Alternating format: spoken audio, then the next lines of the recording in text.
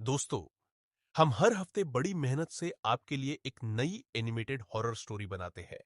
और अगर आपको हमारी कहानियां अच्छी लग रही है तो हमारे चैनल हॉरर कहानियां हब को जरूर सब्सक्राइब करें और बेल नोटिफिकेशन ऑन करें ताकि हमारे लेटेस्ट वीडियो सबसे पहले आपके पास पहुंच सके। और पहले फर्स्ट पार्ट जरूर देख लेना, वरना स्टोरी समझ नहीं आएगी। पहले भाग में हमने देखा कि मकान मालिक आरव की लाश देखकर भाग गया था और भागते भागते कसम खाई थी कि अब वह उस कमरे में किसी को नहीं लाएगा। पर यह सच नहीं था। असल में मकान मालिक ने ही उस जिन्न को वहां कैद कर रखा था। अब आगे कुछ कमरे कभी खाली नहीं होते, क्योंकि जो अंदर जाता है वो बाहर नहीं आता। लेकिन अगर कोई अंदर से बाहर आने की कोशिश करे तो आरव के गायब होने के 3 दिन बाद उस कमरे में एक नया लड़का रहने आया।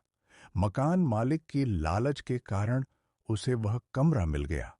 उसका नाम था विवान। उसे सस्ते में वही कमरा मिल गया और वही चेतावनी भी। मकान मालिक ने अपने पैसों के लालच में उसकी जान जोखिम में डाल दी थी।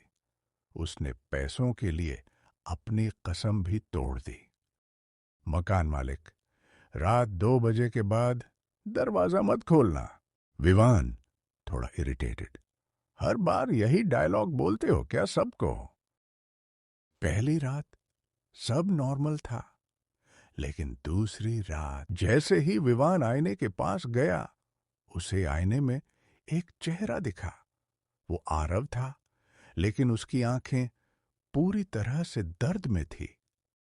आरव, कमजोर आवाज, मदद करो, मैं यहां फंसा हूं।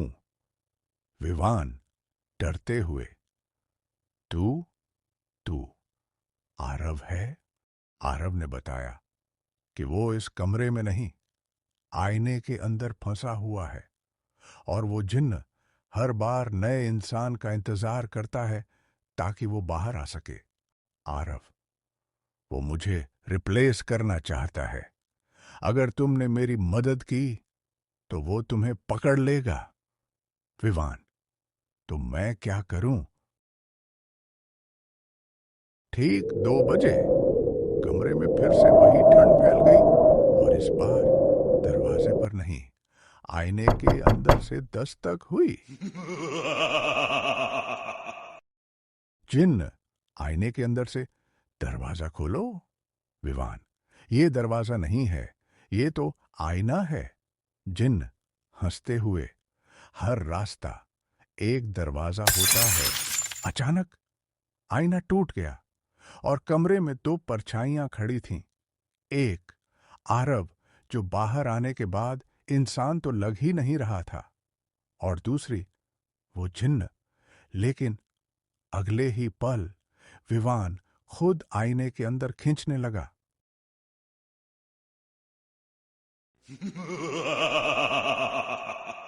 विवान चिल्लाते हुए, नहीं, मुझे छोड़ दो। आरव, अब बहुत देर हो चुकी है। जिन्न, अब अगला नंबर तुम्हारा है। सुबह कमरे में फिर सन्नाटा था, लेकिन आईने के अंदर अब 2 नहीं, 3 परछाइयां थीं।